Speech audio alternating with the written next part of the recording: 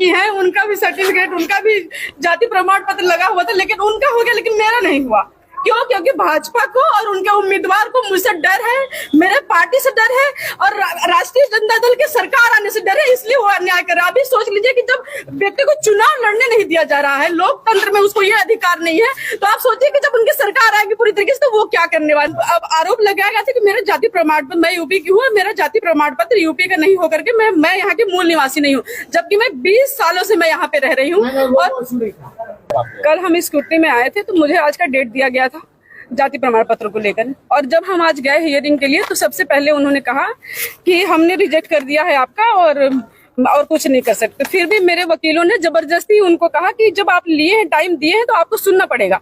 हमने जितने भी कोर्ट में जितने भी चीजें हमने सब कुछ बताई उन्हें, लेकिन फिर भी उन्होंने बोले कि हमने रिजेक्ट कर दिया है। और सीओ ने, जिस सीओ ने बनाया था उसको प्रमाणित किया था, उसी सीओ ने उसको रिजेक्ट करके इनको दिया था, और ये हमारी एक भी बात नहीं सुने और सीधे बोले कि हमने खारिज कर दिया है, आप जाके सीधे कोर्ट में मिलिए हैं। और वो काम नहीं करते हैं, तो वो चाहते हैं कि हमारे अगेंस्ट कोई ना लड़े, बस एक छत्र हमारा राज हो। तो फिर आप ले आइए ना, लोकतंत्र को खत्म कीजिए, संविधान को खत्म कीजिए, वो भी बताइए जो उन्होंने जो संविधान को खत्म कीजिए। और उनका देखिए, और उनका भी जो पेपर जमा हुआ है उसमें उन्होंने जो जाति प्रमाण पत्र दिया है वो चुनाव डेट से पहले हो जाना चाहिए, जबकि उन्होंने 13/10/2025 का संगीता जी की बात कर रही हूँ, भाजपा जो अभी प्रत्याशी है। कब जमा की है? वो उनका सर्टिफिकेट बना हुआ 13/10/2025 का बना हुआ है, जबकि उससे पहले होना चाहिए। कैसे उनका हो गया?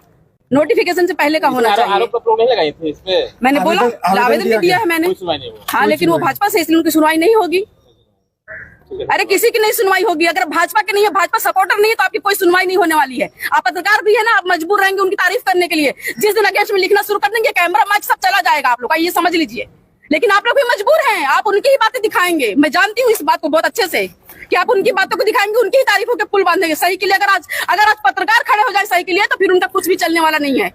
सिर्फ पत्रकारिता उनको इतना महत्व दे रही है। आप लोग लोकतंत्र की रक्षा कीजिए, लोकतंत्र की अगर रक्षा नहीं करेंगे तो आप लोग भी कहीं के भी नहीं रहेंगे। मैं ये बात बता रही हूँ आपको।